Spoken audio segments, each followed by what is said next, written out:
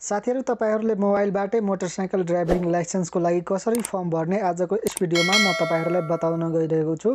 साथीहरु तपाईहरुले एकदमै सजिलो तरिकाबाट आफ्नै मोबाइलबाट आफ्नै कुनै पनि मोबाइलबाट तपाईले चाहिँ अनलाइन फर्म भर्न सक्नुहुनेछ नयाँ मोटरसाइकल लाइसेन्सको लागि। त साथीहरु तपाईहरुले यो सबै भिडियोको जानकारी पाउनको लागि भिडियोलाई सुरुदेखि अन्तिमसम्म हेर्दै जानुहोस्। नमस्कार साथीहरु, स्वागत गर्दछु तपाईहरुलाई सेतो टेक च्यानलको फ्रेश एपिसोडमा। साथीहरु च्यानलमा नयाँ हुनुहुन्छ भने तल रातो कलरमा सब्स्क्राइब गरी साथमा रहेको घण्टीको आइकनलाई दबाएर अलको अप्सनलाई सिलेक्ट गर्नुहोस्। यस्तै प्रकारका भिडियोहरुको नोटिफिकेसन सबभन्दा पहिले तपाईको मोबाइलमा पाउनको लागि। त साथीहरु आउनुहोस् भिडियो सुरु गरौँ।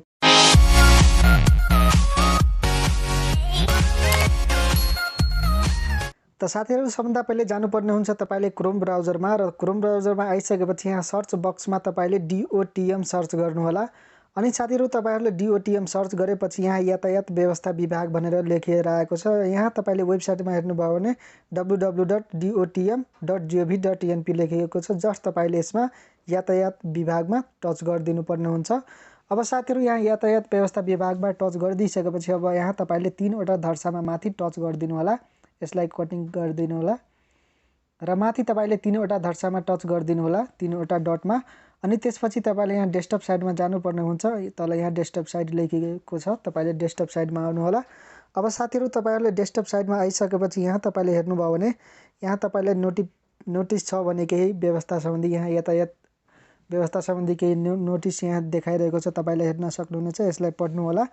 र साथीहरु अब तपाईले नयाँ लाइसेन्स लिनको लागि अब तपाईले यहाँ लेखेको छ अनलाइन सवारी चालक अनुमति पत्र प्रणाली। अब तपाईले यसमा टच गरिदिनु पर्ने हुन्छ। अब साथीहरु तपाईहरुले यसमा टच गरिदिसकेपछि यहाँ तपाईहरुलाई अनलाइन ड्राइभिङ लाइसेन्स रजिस्ट्रेसन भनेर लेखिएर आएको छ। तपाईले यसमा माथिल्लोमा टच गरिदिनु होला। अब साथीहरु तपाईहरुले यसमा टच गरिदिसकेपछि अब तपाईहरुको सामु 2 वटा पेज खुल्नेछ। अब तपाईले एउटामा चेक गर्न सक्नुहुनेछ, अर्कोमा तपाईले यहाँ अनलाइन रजिस्ट्रेसन भनेर लेखिएर आएको छ, तपाईले यसमा टच गरिदिनु होला। अब साथीहरु तपाईहरुले यसमा टच गरिदिसकेपछि अब तपाईको सामु नयाँ पेज खुलेर आउनेछ र तपाईले यहाँ हेर्न सक्नुहुनेछ सिटिजनशिप डिटेल लेखिएको छ। यहाँ तपाईले फर्स्टमा सिटिजनशिप अनि त्यसपछि अप्लाई फरमा तपाईले टच गर्नुपर्ने हुन्छ। अब अलरेडी यहाँ नेपाल सिलेक्ट भएको छ। अर्कोमा अब तपाईले यहाँ सिलेक्टमा टच गर्नुहोस् अनि यहाँ न्यू लाइसेन्समा टच गर्नुहोस् यदि तपाईले नयाँ लाइसेन्स लिन चाहनुहुन्छ भने। अनि त्यसपछि तपाईले यहाँ प्रोसेसको अप्सनमा टच गरिदिनु होला। अब साथीहरु यहाँ प्रोसेसको अप्सनमा टच गरिदिसकेपछि अब तपाईहरुको सामु फर्म खुलेर आउनेछ र तपाईले त्यो फर्म भर्दिनु पर्ने हुन्छ। सो म त्यो फर्म तपाईहरुलाई भरेर देखाउने छु। अब साथीहरु तपाईहरुले यहाँ हेर्न सक्नुहुनेछ मैले फर्म अलरेडी नै भरिसकेको छु। अब म तपाईहरुलाई सम्झाउँछु। अब यहाँ फर्स्टमा दिएको छ एप्लिकेन्ट फर्स्ट नेम भनेको छ, यानी कि तपाईले कसको नाममा अनलाइन फर्म चाहिँ मोटरसाइकलको लाइसेन्स कसको नाममा लिने। जस्तै म आफ्नै लागि चाहिँ मोटरसाइकलको लाइसेन्सको लागि अप्लाई गर्दैछु भने म आफ्नो नाम यहाँ दिइसके। यसगरी लास्ट नेम भनिएको छ, सो सुरुमा नागेन्द्र अनि त्यसपछि महरा, लास्ट नेम मैले लेखिदिएँ। एज भनिएको छ, त्यसमा 25 वर्ष लेखिदिएँ मैले। अब जुनमा यहाँ रेड कलरमा रातो कलरमा स्टार लागेर दिएको छ त्यसमा तपाईले अनिवार्य केही न केही भर्नुपर्ने हुन्छ, अरूमा नभरे हुन्छ। यसैगरी ब्लड ग्रुप ओ पोजिटिभ लेखिदिएको छु र नागरिकता नम्बर पनि यहाँ लेखिदिएको छु। पासपोर्ट नम्बर छ भने दिनुस्। जुनमा स्टार लागेको छ त्यसमा तपाईले अनिवार्य भर्नुपर्ने हुन्छ। अनि विटनेस फर्स्ट नेम भनेको छ यहाँ। अब तपाई नहुँदाखेरि तपाईको सट्टामा कसले जान्छ तपाईको लाइसेन्स लिनको लागि, सो विटनेस नेममा मैले आफ्नो फादरको नाम लेखिदिएको छु अनि यहाँ लास्ट नेममा पनि थर लेखिदिएको छु। अनि त्यसैपछि यतापट्टि आउनुभयो भने यतापट्टि तपाईको दिनुपर्ने हुन्छ डेट अफ बर्थ। सो यहाँ तपाईले डेट अफ बर्थ दिनु होला र यहाँ फर्स्टमा तपाईले मिडल नेम भनेको छ, यदि तपाईको मिडल नेम छ भने मिडल नेम दिनुस्, छैन भने छोडिदिनुस्। यसैगरी जेन्डर दिएको छ, जेन्डर मैले यहाँ लेखिदिइसकेको छु मेल। यसैगरी यहाँ एजुकेसन पर्दैन। सिटिजनशिप पनि मैले अर्कोपट्टि भरिदिइसकेको छु, यो पर्दैन। अब सिटिजन इस्यु डिस्ट्रिक्ट भनिएको छ, अब तपाईको नागरिकता कुन डिस्ट्रिक्टबाट लिनुभएको छ त्यो पनि मैले यहाँ सिलेक्ट गरिदिइसकेको छु, तपाईले हेर्न सक्नुहुनेछ। विटनेस रिलेसनशिप भनिएको छ, यो पनि अनिवार्य छ। यहाँ तपाईले दिनुपर्ने हुन्छ कि विटनेस रिलेसनशिप के छ, तपाईको फादर छ कि मदर छ कि हस्बेन्ड छ। फादर मैले लेखिदिइसकेको छु। अब तपाईले अब तल आउनुभयो भने तपाईले अर्को फर्म पनि भर्नुपर्ने हुन्छ, जसमा जोन दिएको छ भिलेज, टोल अनि मोबाइल नम्बर अनि कन्ट्याक्ट नम्बर पनि दिएको छ। इमर्जेन्सीको लागि 2टा कन्ट्याक्ट नम्बर दिनुपर्ने हुन्छ यहाँ, एउटा तपाईको अनि एउटा घरको दिनु होला। त्यसैगरी यतापट्टि आउनुभयो भने यहाँ डिस्ट्रिक्ट, वार्ड नम्बर दिनुपर्ने हुन्छ। इमेल आइडी छ भने इमेल आइडी दिनु होला।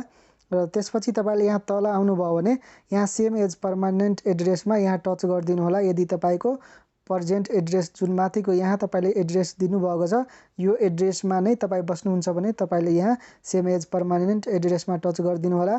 अनि त्यो माथिको जति पनि इन्फर्मेसन हुन्छ तपाईँको एड्रेस त्यो तल अटोमेटिकली आइहाल्छ। यदि तपाईँ अर्कै एड्रेसमा यो माथिको एड्रेस छ यसमा तपाईँ बस्नुहुन्न, तपाईँ प्रेजेन्ट एड्रेस अर्कै छ भने तपाईँले यहाँ अर्कै एड्रेस दिनुपर्ने हुन्छ। अब तपाईँ तल आउनुभयो भने तपाईँले मोटरसाइकलको लागि अप्लाई गर्नुभएको छ भने पहिलो अप्सनमा यहाँ तपाईँले मोटरसाइकल टच गरिदिनु होला। यहाँ घेरामा टिक लगाइदिनु होला।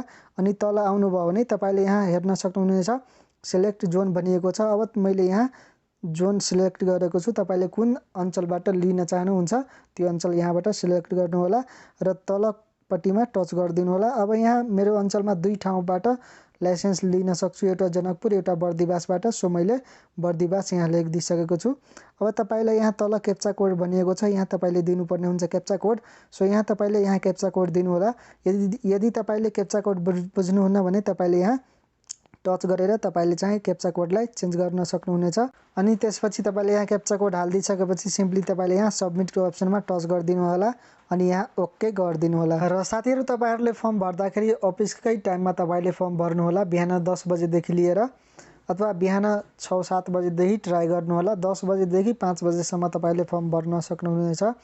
र साथीहरू यहाँ सबमिटको पछि तपाईँले यहाँ सबमिटमा टच गरिसकेपछि तपाईँको नागरिकता नम्बर, तपाईँको नाम र तपाईँका इन्फर्मेसनहरू आउँछ। त्यसमा डेट दिएको हुन्छ कि तपाईँले त्यहाँको जुन ठाउँबाट तपाईँले लाइसेन्स लिन चाहनुहुन्छ त्यो ठाउँको अफिस भिजिट कुन दिनमा गर्ने त्यहाँ तपाईँलाई डेट भनिएको हुन्छ। त्यो डेटमा तपाईँले जानुपर्ने हुन्छ र त्यहाँ गएपछि तपाईँले 500 रुपियाँ लिन्छ। त्यो अफिसमा गइसकेपछि तपाईँले 500 रुपियाँ तिर्नुपर्ने हुन्छ र त्यहाँ अफिसको मान्छेले तपाईँको लागि एउटा फर्म निकालेर दिन्छ र त्यो फर्ममा लेखिएको डेटमा तपाईँले जानुपर्ने हुन्छ ट्रायल दिनको लागि।